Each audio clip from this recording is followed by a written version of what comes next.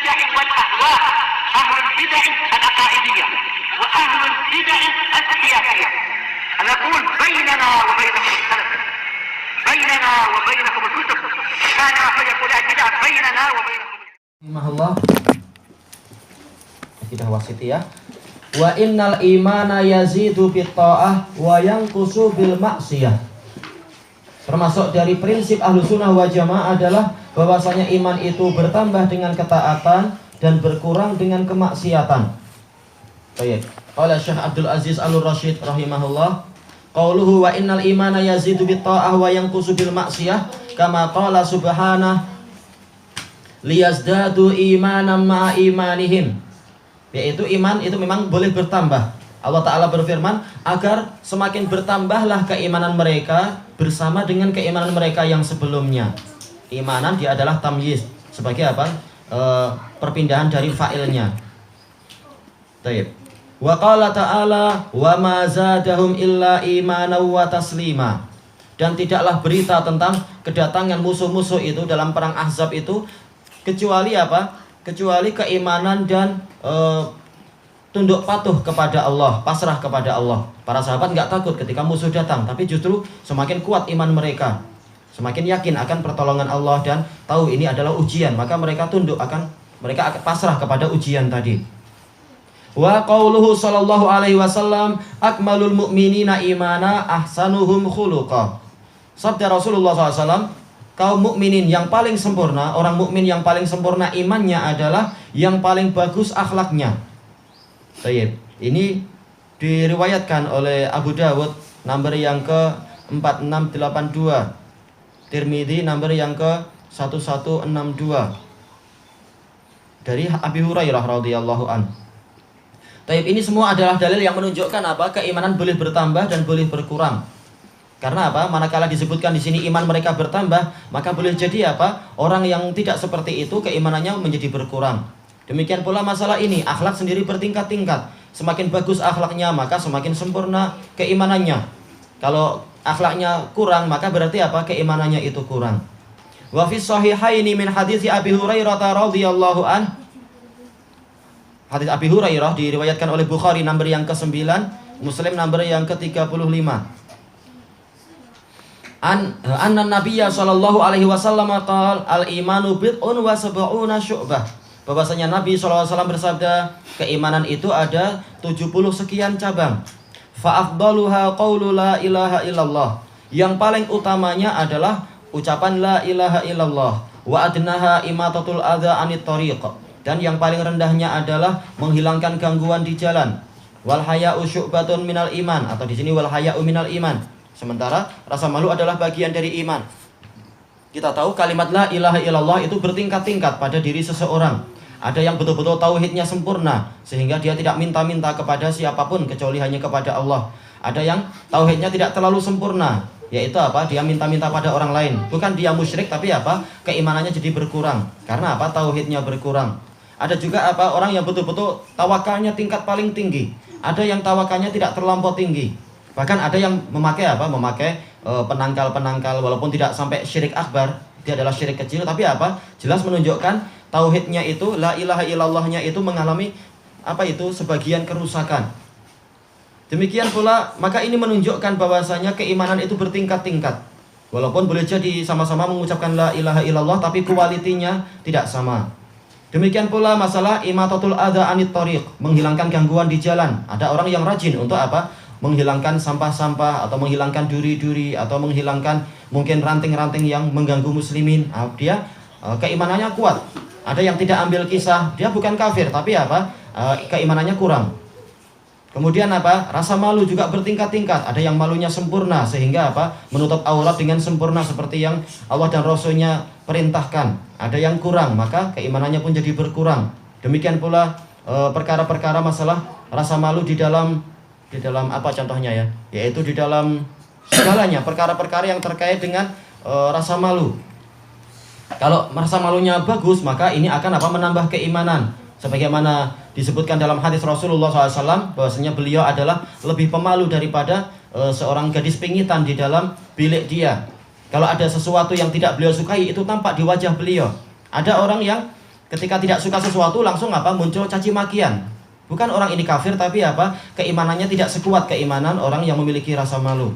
Langsung bicaranya kasar, keras. Nah ini keimanannya kurang. Berbeda dengan Rasulullah SAW atau yang dicontohkan oleh beliau. Cukup dilihat dari wajah, tampak bahwasanya apa? Beliau nggak suka, tapi beliau tidak ingin mengucapkan kalimat-kalimat yang buruk. Tentunya ini adalah hukum umum. Adapun secara perinciannya, lihat case-nya, kadang Rasulullah menggunakan kalimat yang keras juga. Terkadang Rasulullah SAW sampai apa? Melaknat sesuai dengan keadaan. Tapi ini adalah apa? Pembahasan secara umum tadi. Malu-malu ini artinya dia malu karena Allah, bukan karena malu kucing. Nah, kalau malu kucing itu lain lagi, itu cuma cari tulang. Malunya harus karena Allah memang. Baik. Wa lafdhuhu li Muslim ila ghairi dzalik. Lafaz ini adalah riwayat Imam Muslim. Ila ghairi dzalika minal adillati dallati ala annal iman yazidu wa yanqus. Dan dalil-dalil yang lain yang menunjukkan bahwasanya keimanan itu bertambah dan berkurang, boleh bertambah dan boleh berkurang. Wa ala annal mu'minin yatafadhaluna fil iman. Dan ini dalil-dalil yang menunjukkan bahwasanya orang-orang yang beriman itu mereka bertingkat-tingkat di dalam keimanannya.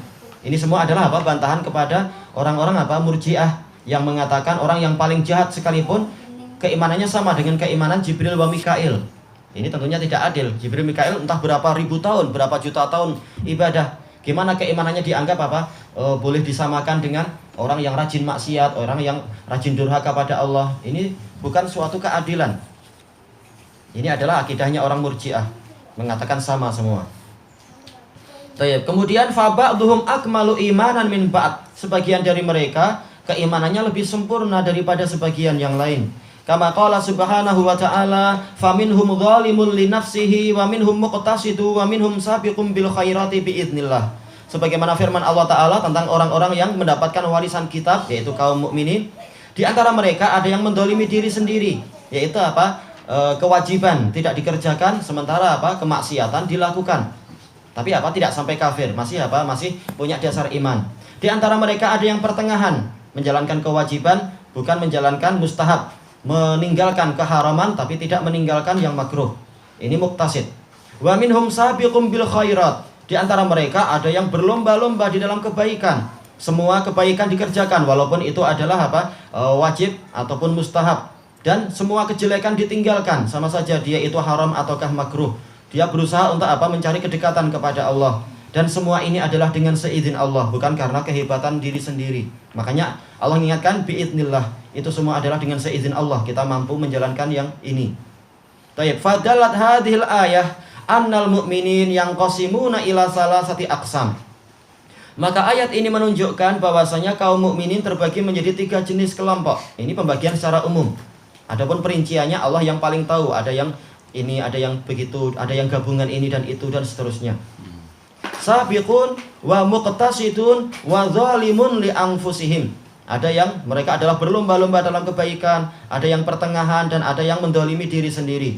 Fasabiqu ilal khairat huwa alladhi amilal wajibati wal mustahabbat wajtanabal muharramati wal makruhat. Orang yang berlomba-lomba dalam kebaikan adalah yang mengerjakan yang wajib dan mustahab dan menjauhi yang haram dan makruh. Wal muqtasid huwa man iqtasara ala fi'lil wajibat wajtinabil muharramat. Muqtasid yang pertengahan, yang sederhana adalah orang yang mencukupkan diri untuk apa? Mengerjakan yang wajib dan menjauhi yang haram. Wa dzalimu li nafsihi huwa man akhalla bi ba'dil wajibat wa intahaka ba'dal muharramat. Yang mendolimi diri sendiri adalah orang yang mengerjakan sebagian, yaitu orang yang membuat cacat sebagian kewajiban, yaitu sebagiannya tidak dilakukan, dan mengerjakan sebagian perkara yang haram. Fakullu wahidin min hadhil aqsam yutlaqu alaihi annahu mu'min. Masing-masing orang dari 3 jenis ini diistilahkan sebagai mukmin. Mukmin sesuai dengan kadarnya. Oke, kita ambil sedikit ini. Amma usulul iman fasitah. Adapun prinsip keimanan yaitu apa? Rukun iman, maka dia itu ada 6 kama fi hadits Jibril, yaitu hadis Muslim yang nomor yang ke-6, nomor yang ke-8 dari Umar bin Al-Khattab, dan juga apa? Hadis muttafaqun alaih dari Abi Hurairah. Tayyib. Wa hiya an tu'mina billahi wa malaikatihi wa kutubihi wa rusulihi wa bil yaumil akhir wa bil qadari khairihi wa syarrih.